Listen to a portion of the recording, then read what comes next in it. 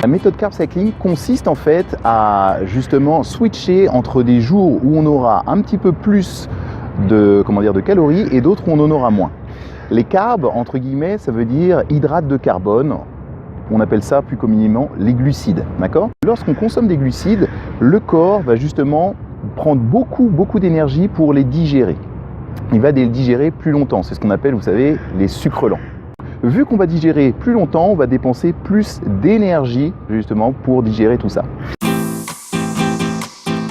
On va alterner entre un jour où on aura plus d'hydrates de carbone et d'autres où on en aura moins. Donc le premier jour, on va dépenser une certaine quantité d'énergie pour justement bien digérer tous ces hydrates de carbone.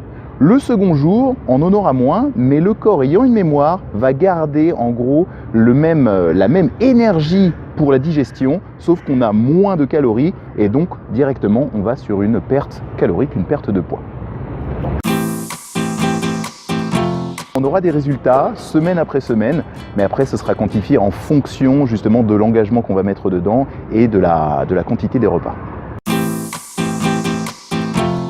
Je vais aussi autant travailler le haut que le bas, que les abdominaux, les exercices de poussée, de tirage, d'abdominaux, de squat, etc. Ce qu'il faut savoir, c'est que lorsque vous voulez perdre du poids, il est très important également d'avoir des muscles.